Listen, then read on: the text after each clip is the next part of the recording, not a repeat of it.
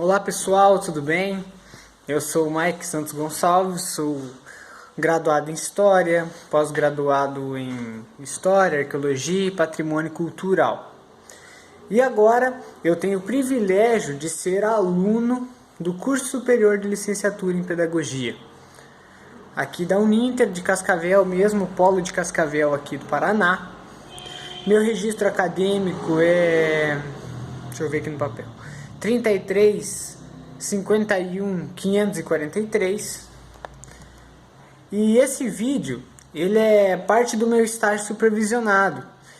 E a melhor notícia é que os avaliadores vão ser vocês. Então é necessário que vocês deixem as suas avaliações nos comentários, tá? Coloca o dedo no like ali e já comente, por favor, o que vocês acharam da aula, do plano de ensino. Pois é isso que vai ser minha avaliação, o comentário de vocês, tá? Nossa aula ela será para o segundo ano do ensino fundamental e nós vamos ensinar aos alunos um pouquinho de noção de português e matemática. Essa abordagem ela se dará através de uma fábula, a fábula do leão e o ratinho. Depois da aula passaremos os pressupostos, os pressupostos teóricos que abordaram esse plano de aula. Então fique atento até o final. Eu vou primeiro fazer uma aula expositiva, e tendo uma interação com os alunos. E sem mais delongas, então, vamos começar a nossa aula, tá?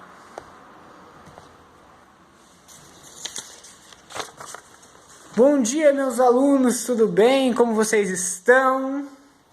Hoje nós iniciaremos a nossa aula e dessa vez, nessa manhã, a matéria vai ser sobre português, então iniciaremos com uma leitura de uma fábula. Alguém sabe aqui o que é uma fábula?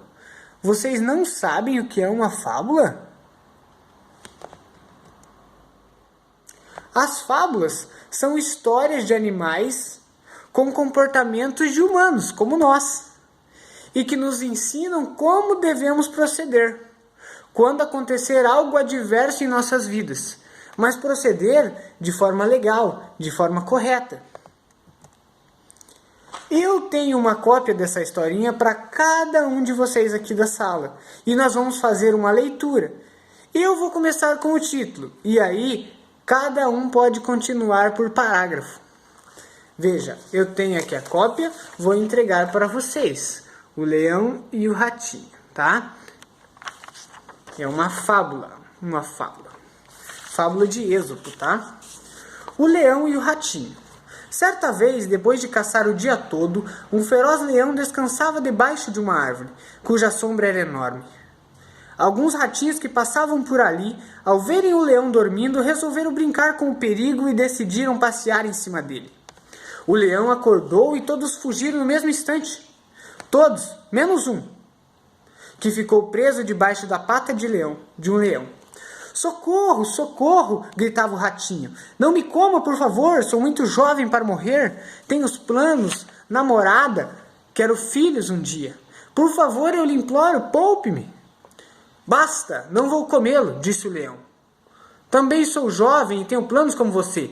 Vai e tome cuidado, numa próxima vez posso estar faminto. Nem pense nisso, majestade. Tomarei cuidado, passar bem. Muito tempo se passou. Brincando naquela mesma mata, o ratinho e seu grupo de amigos bagunceiros ouviram rugidos desesperados de um leão.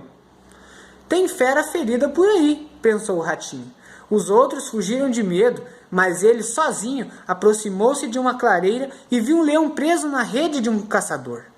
Por mais que tentasse se soltar, não conseguia, e a floresta inteira tremia com seus rugidos de raiva. O ratinho, reconhecendo aquele que um dia poupou sua vida, correu ao seu auxílio. E com seus dentes afiados, roeu as cordas da rede e libertou o leão. Obrigado, pequenino. Você salvou a minha vida? Agradeceu o leão. Que nada, só retribuí o que você me fez. Somos amigos. E depois de um aperto de mão, cada um seguiu o seu caminho. Moral da história: quem é solidário sempre encontra o bem em seu caminho. Viram que legal? Aprendemos que se ajudarmos os outros, possivelmente seremos ajudados. E não importa o seu tamanho, nem o seu fenótipo. O que importa são as suas intenções, são as suas ações. Sim, ações valem muito. Mesmo pequeno, a gente tem muito para aprender com esse rato. Agora, depois dessa história, vocês já entenderam o que é uma fábula. As fábulas, elas são contos com animais, aonde a gente coloca os valores humanos e aonde a gente pode aprender com eles. Para nós exercitarmos um pouquinho, alunos, a nossa atividade agora vai ser... Eu fiz aqui, ó, para vocês. Veja aqui vocês mesmo, tá meio ruim de ver, né? Atividade de estudo, ó. Tá vendo aqui? Então eu vou ler aqui para vocês. Com muito capricho vamos preencher os quadrinhos com a letra dos nomes dos animais que apareceram na fábula, o leão e o ratinho. Responder as questões e colorir as figuras. Tá? Então a gente vai ter aqui, estão vendo aí, né? Nós vamos ter aqui, ó, qual a primeira letra, qual a última letra, quantas letras tem. Isso vai ser bem interessante para as crianças agora do segundo ano, pois elas precisam aprender bem, né, sobre qual é a primeira, qual é a do meio, qual é a última. E também vão aprender a alfabetização, né? Vão melhorar a sua alfabetização, já que no segundo ano você tem uma melhora na alfabetização. No outro exercício, nós vamos fazer a mesma coisa, só que dessa vez com o rato, tá? Dessa vez com o rato. Então, vocês podem começar. O quê? Vocês já terminaram? Ah, não. Então agora vamos ter um problema matemático para resolver. Agora nessa daqui nós vamos pintar aonde tem os pontinhos. Será que nós conseguiremos achar o rato? Então nós vamos, a partir do lápis de cor, achar todos os pontos e pintar as áreas que estão os pontos demarcados. Tá? Então, todos pintando. Todo mundo já pintou também? Isso é incrível! Vocês são sensacionais! Mas me diga uma coisa, de toda essa história, da história do leão e do rato, será que a gente mudaria alguma coisa? Ou será que nós deixaríamos tudo como está? Deixaríamos o final como mesmo? Pensando nisso, eu sei que alguém deve estar se perguntando, eu não gostei desse final. Eu queria fazer tudo diferente. Pensando nesse ser crítico que está dentro de vocês, trouxe outra atividade. Eu vou ler para vocês a atividade. Com muita criatividade e imaginação, junto com seu colega, colorir, recortar e colar os dedoches na cartolina e em seguida narrar a fábula para os amigos, mas mudando o seu final. Todos nós temos um ser crítico dentro de nós. Então essa atividade vai ser para nós aguçarmos esse ser crítico que nós temos. Então o que nós vamos fazer? Vamos fazer uma atividade em dupla, uma atividade coletiva, onde nós vamos aguçar esse sentimento. Então nós vamos recortar esses dedoches aqui, vamos pintar e vamos colar na cartolina. Depois de colar na cartolina, a gente vai mudar o final dessa história. Será que vai ficar igual?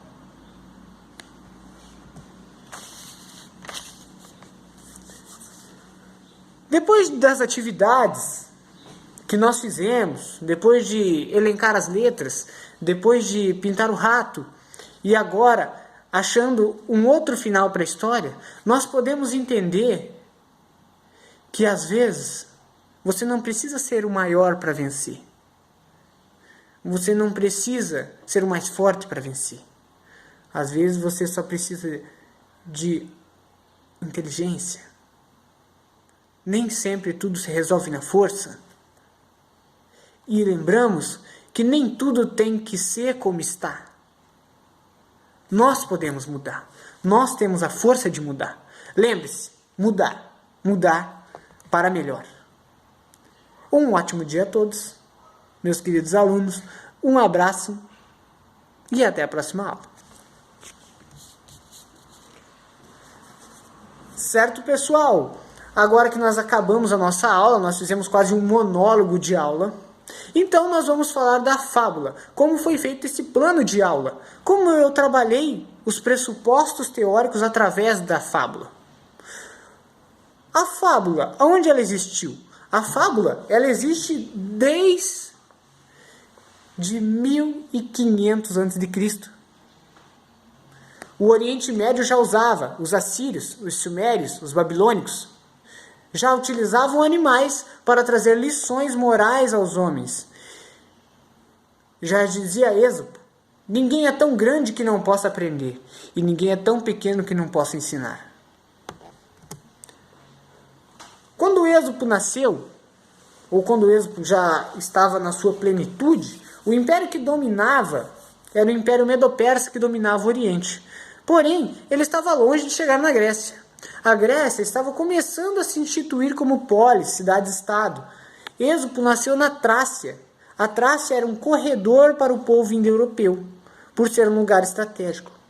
Em 512, os persas tomaram conta e ela foi incorporada ao Império Medo-Persa e tornou-se uma sátrapa. Depois foi dominada por Felipe II da Macedônia. Depois vieram os romanos, depois vieram os otomanos, e hoje ela está onde? Hoje ela está dividida entre a Grécia, a Turquia e a Bulgária. A fábula. A fábula ela foi inventada por Êxopo. Êxopo era um escravo libertado. Tá? Êxopo viveu no século 6 a.C. Mas ele não foi o único que fez fábulas. Também temos Hesíodo, que também fez fábulas. Também temos Arquíloco, que também fez fábulas. Que também eram exímios autores. Mas Êxopo foi um dos melhores que mais se despontaram. Quando ele começou a fazer esse texto, era no século 6 a.C.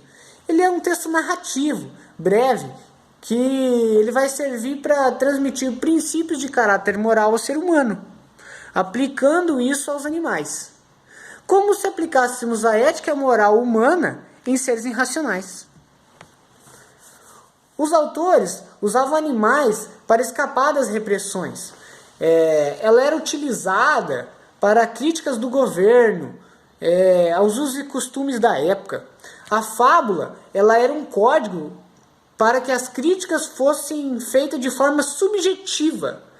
Lembrando que no século 6 a.C., a filosofia grega ainda era neném. A filosofia pré-socrática dava seus primeiros passos entre 580 e 520 a.C. Se eu não me engano, o nome do expoente que começou a filosofia pré-socrática foi Federcides de Ciro, se eu não me engano. Eu acho que ele é tido por Aristóteles como precursor da filosofia pré-socrática. Aí só depois dele veio a escola jônica com Tales de Mileto, né? Então os tempos eram difíceis e Êxopo era fruto do seu tempo. E então ele utilizava-se de fábulas para não ser reprimido. As fábulas elas apresentam contraposição entre os mais fracos e os mais fortes, os quais, por via de regra, sempre o menor é o mais astuto. Depois dele, quem conseguiu expandir todas essas fábulas foi o francês Jean Le Fontaine. Ele foi o divulgador do Êxopo, né? Ele que mostrou para o mundo quem era o Êxopo. Dizia ele que o Êxopo ensinava com o método da arte. Foi ele que atribuiu o uso educativo na fábula. Como falávamos, ela trata-se de uma narrativa, mas é uma narrativa didática, onde a gente utiliza dela para disseminar valores. Eu gosto dessa palavra valores. Quem quiser, deixa aí no comentário que eu faço um vídeo só explicando sobre valores em Nietzsche, tá? Fica aí uma dica para vocês. Sendo utilizada para disseminar valores, ela pode ter um caráter didático. E por que não didático-pedagógico? Pois ela aborda os conceitos da vida e sociedade, dos seres humanos. E não de uma forma qualquer, mas de forma lúdica. E se estamos falando de forma lúdica, nós vamos aplicá-la a um homem. Quando a gente fala de forma lúdica, nós lembramos logo de Elkonin. Elkonin, ele fez a tese onde existe o jogo protagonizado. O que é o jogo protagonizado? Ele consiste em reconstituir, por meio do jogo, as esferas da vida adulta. É onde cabe muito bem a fábula. Ou seja, como a criança ela não pode ser inserida na sociedade através de uma atividade diretamente útil, nós a reconstituímos, entendeu? Excelente! Ou seja, as relações sociais e suas regras, que eram aprendidas pela criança no interior da atividade produtiva, agora serão aprendidos no jogo protagonizado, que acontece no coletivo da criança. Entende? Por isso que a gente colocou uma fábula, porque ela entra nesse jogo. Então, se a gente utilizar dessa atividade, a criança ela pode se apossar desse mundo concreto dos objetos humanos, entende? As brincadeiras das crianças não vão ser instintivas. E o que vai determinar o seu conteúdo é a percepção que a criança vai ter do mundo do objeto humano. Ou seja, a criança ela vai operar com os objetos que são utilizados pelos humanos e dessa forma ela vai tomar consciência das ações humanas realizadas com ele. Ou seja, a partir dessa fábula que a gente passou em sala de aula, ela vai entender que o valor maior não é somente ela crescer, mas que ela também, quando vê alguém com necessidade, que ela pode ajudar essa pessoa. Ou seja, ela vai interagir numa relação ativa. Não apenas com as coisas diretamente acessíveis a ela, mas com um mundo muito mais amplo. Ou seja, ela vai se esforçar para agir como um adulto. Ela vai evoluir. Isso, sabe quem foi que disse? Leontiev. Ele mesmo. Certo? Ela ainda não domina e não pode dominar as ações exigidas pelos grandes, né? Mas na brincadeira, na atividade lúdica, ela vai conseguir realizar essa ação, porque ela vai resolver a contradição entre a necessidade de agir e a impossibilidade de executar. Ela vai ter uma solução dentro dessa reação. Então, se você vai ter uma realização de uma ação e vai ter uma necessidade de agir, você já vai ter uma ação, onde você vai conseguir entender. Olha, eu aprendi na segunda série que se alguém está precisando de ajuda, eu posso ajudar. Então não é só português e matemática, vai muito além disso. Engloba valores. Essa brincadeira lúdica, ela engloba muitos valores. Eu espero que vocês tenham gostado, tenham ficado até o final. E esse é o objetivo do plano de aula, o qual eu constituí e executei. Agradeço a todos e é um desafio muito grande ser um pedagogo. Eu tenho muitas pessoas que são pedagogos e dar uma direção para a criança é dom. Muito obrigado. Não esqueçam de dar o like, comentar, porque é isso que vai ser minha avaliação. Muito obrigado.